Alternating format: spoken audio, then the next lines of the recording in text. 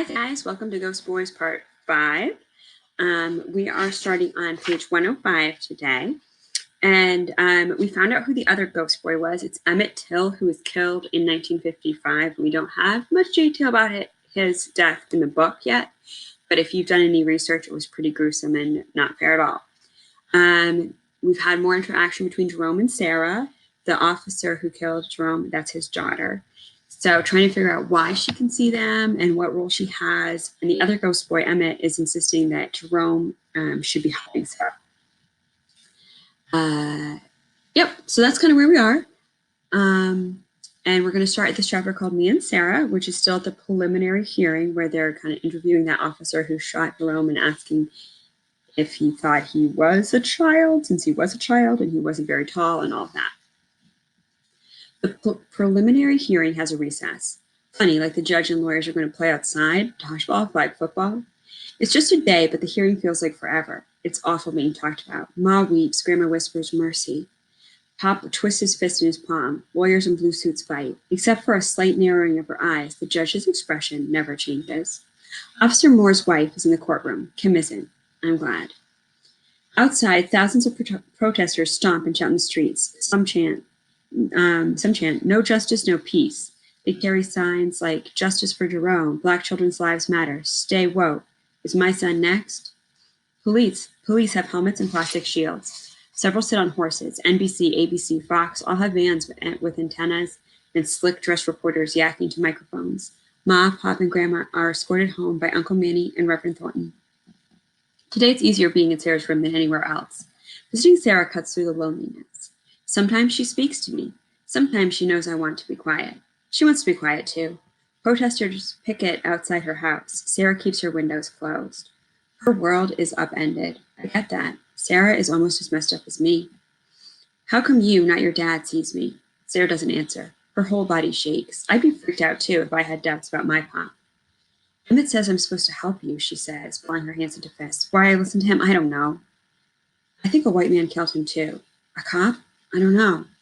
Quiet, I squat. Like a flip book, images race through my mind. Me playing, turning, falling. You said I was in the news. You recognize my picture. That's all, just the photo. My parents don't want me to read about it or see it. See it? Sarah's eyes widen. Video, she inhales stricken. Maybe there's a video? If there's a video, she'd know once and for all that her dad lied. She stands in front of her computer. Maybe you shouldn't, Sarah. She taps a button and the screen brightens. Maybe you should listen to your parents? I don't know why I'm saying this. Crazy, a part of me doesn't want Sarah to see Sarah hurt. I'd like to see it. Determined, she sits in her chair, types my name, and pages of articles and links appear. She clicks. Seconds, that's all. 2 seconds. Me standing, a police car moving fast. I turn and fall. The gun skitters. I bleed. Dad didn't warn you? He didn't say, halt, police? We watch the silent screen. Images flicker, ghostly shadows. We don't move. I don't breathe. Sarah holds her breath. It's like a movie. I'm inside a movie. Sarah exhales. Your dad and his partner just stand there. Staring down at me. The clock on the computer clicks. 1 minute, 1,000, 1,000, another minute, another, then another. Seeing myself, I remember lying, feeling my back burn and my cheek cold, and I can't turn my head. It hurts. The sea of Carlos's toys on my right. I can't lift my head and see the sky, but I can hear voices, especially Ma's and Kim's screaming. I see black boots, see dirt and snow. I wish Grandma was holding me. Sarah scrolls down. Words roll up the screen. Article says paramedics were too late. Seeing me dying, my thoughts raced. Who recorded the movie, and why didn't they help me? Or call the police? Can you call the police on the police? Staring at my computer, I can tell when I died. Like rising smoke, my spirit leaves. Sarah's face is bleak. I'm so sorry, Jerome. So sorry. If I could, I would hug you. I would bring you back to life. Her body leans forward like she thinks she can touch me, like she's yearning, needing a connection. Sarah's forever changed. I can see that. She murmurs, he didn't see you. My father didn't really see you. Does he see you, Sarah? Does he take you skating? I ask sarcastic. Did he, or is he selfish? Feeling sorry for himself. If I were alive, I'd flush red. Sorry, I'm being mean. It's okay, Jerome, I understand. She steps closer and I smell lilacs. She does understand. I blink. Out of the corner of my eye, I think I see Emmett, a shadowy outline. A breeze flutters the curtain. I wish I could be hugged. And hug Sarah, too. Next chapter is back at the preliminary court. A preliminary hearing at the Chicago courthouse on April 18th. You were the operator that answered the 911 call? Yes, I did. The 911 operator looks like a college student, red hair, black-rimmed glasses. Nervous, she twists her hands. Did the caller identify themselves? No. What did the caller say? A man was in the park with a gun. The transcript says toy gun. Yes, toy gun. Did you tell the reporting officers that? No. Why not? Objection, says the prosecutor. Speaks to credibility. Answer the question, insists the judge. I don't know why I didn't say toy. The girl fidgets. Did you know in Cleveland, Tamar Rice died because officers thought his toy was real? I object. Sustained, said the judge, pounding her gavel. No more questions, says the lawyer. Dismissed, says the judge to the girl. I wish you could hear me murmuring sorry, and her saying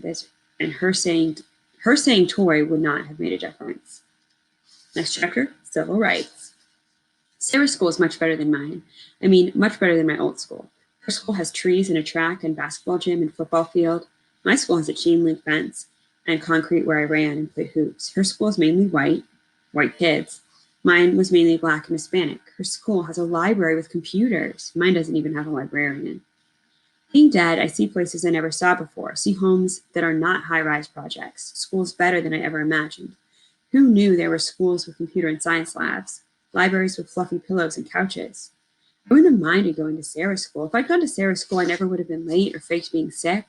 I don't think any kid at my old school, even the troublemakers, would have minded a sky blue painted school with bright lights and clean hallways. The nice librarian with glasses dangling from her neck comes towards us, stopped, her face puzzled, and then steps around me and squeezes Sarah's shoulders.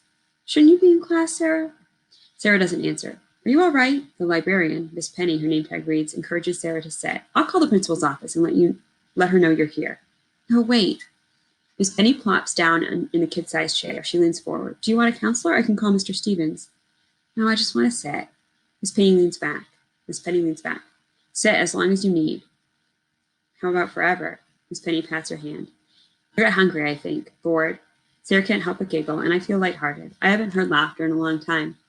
Sarah stops. In class, some kids talk about what a good cop my dad is. He is a good cop, but he can't be if he killed a kid, can he? Miss Penny doesn't say a word, just hugs her. Ask her about Emmett, I whisper. But Miss Penny can't hear me anyway. Miss Penny, have you heard about Emmett Till? No, that's an upsetting case. She gazes blankly into space. You can research it when you're older. Why not now? Yeah, I think, feeling proud of Sarah. What's wrong with now? You'll learn about Emmett Till when you learn about civil rights. What's that? Well, says Miss Penny flustered, it happens bit by bit during Black History Month in history classes and social studies. I'm in 7th grade and I haven't learned about Emmett Till. Maybe you shouldn't know about it, at least for now. It's terrible when grown men kill a child. Like my dad. Oh, Sarah, I didn't mean that.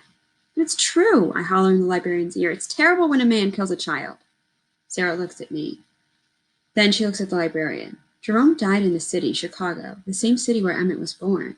That's true, but Emmett Till was murdered in Mississippi 60 years ago. So what's the difference? Emmett's death made a difference. His death began the African American civil rights movement. You mean like Martin Luther King Jr.? Yeah, but much more. Desegregation of schools, Brown versus the Board of Education, desegregation of trains, buses. You've heard of Rosa Parks, the March on Washington, the Voting Rights Act. So much more, Sarah. You're saying Jerome's death is less important? No, I'm not saying that. I was a young girl like you when the call for civil rights went out. My family was Jewish. We knew discrimination too. All types of people fought for change. In 1955, Mrs. Till was very brave. She insisted on an open casket. She wrote, "Let the world see what I have seen." Can I see? Miss Penny closes her eyes, shakes herself, and then sighs. Better to light a candle than curse the darkness. What does that mean? It's a Chinese proverb. It means I'm going to show you a picture of Emmett Till. I was the same age as you when I saw it. Miss Penny types casket and Till into the computer search bar. Click. I turn away. I don't want to see. Dead is dead. It doesn't matter what dead looks like. I walk out of the library down the hall through the front doors. It's a bright sunny day. I hear Sarah sobbing.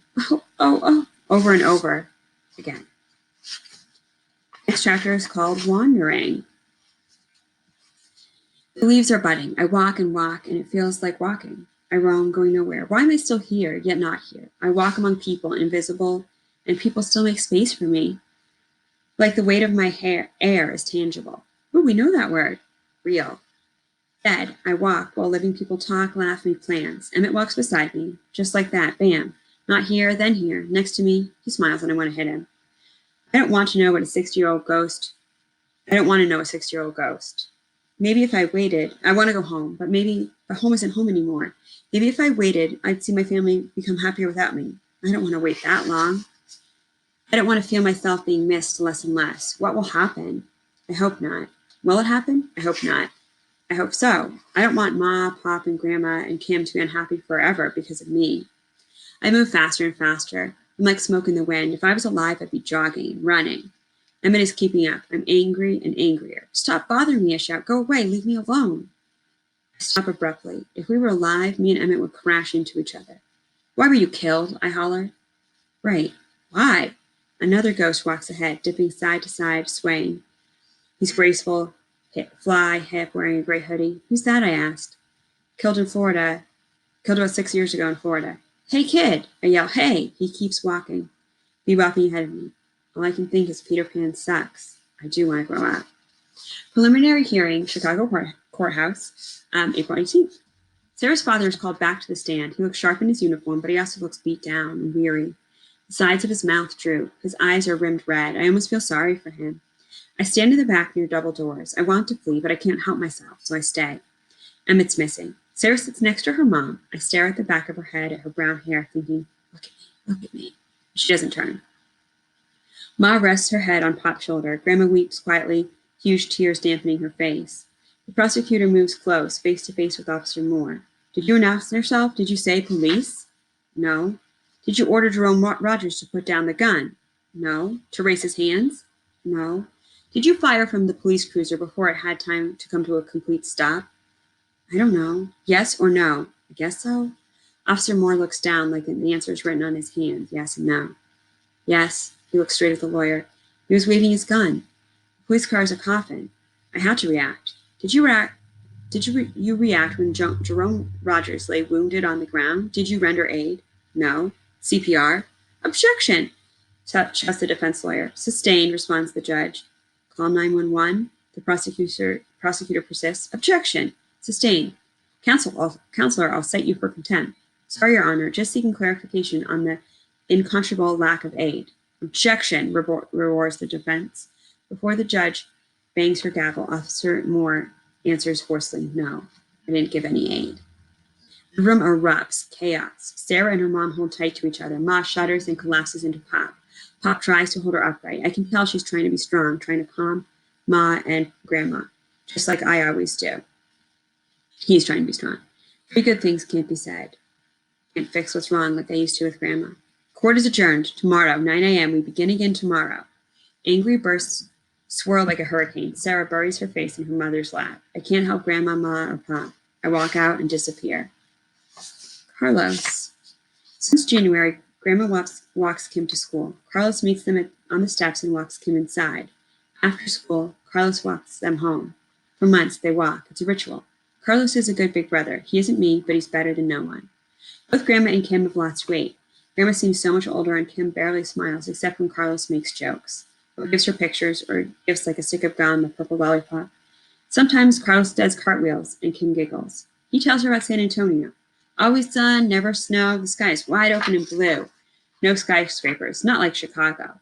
Hands waving, he's skipping backwards, chattering excitedly. He's wearing sneakers. The San Antonio River, it flows, lazy, through downtown, the River Walk it's called. Weekends, there's partying, people in small boats, eating, drinking by the river, all kinds of music, mariachi, jazz, pop. Kim stops and shifts her backpack. Grandma's head tilts, watching her. Are you going back? Carlos' smile slips. He says solemnly, nope, couldn't ever. Chicago's home now. Kim smiles and races ahead, happy. Grandma puts her hand on Carlos' shoulder. You're a good boy, Carlos. Carlos, think you can walk Kim home by yourself? Walk her to school, too. No, I'm not quite ready. Grandma rubs her forehead. I know it's not good for me to hover close. One step at a time. I'll walk Kim to school. You walk her home. You trust me? I do. Carlos bows his head. His toes wriggle inside his sneakers, and he's proud. Grandma pats his shoulder. Jerome should have brought you to supper. I didn't know he had a good friend. Do you like cake? No answering. Carlos calls, Kim, wait up, and he runs towards her. I focus on Carlos catching up with Kim. I like him. I really do. Too slow and stop and wait for Grandma. Carlos stands in profile. Sadness cloaks him. It didn't when we first met. Not like this. Not like he's standing on a grave. As Grandma gets closer, he smiles big and bright. Now I know it's fake. If I squint my eyes, I can imagine Carlos is me. So we read from page 105 to page 127. And if you feel up to it, you could Google a picture of Emmett Till's body because it is kind of gruesome. But it's a good thing to know about our history, about people in general. Thanks for listening.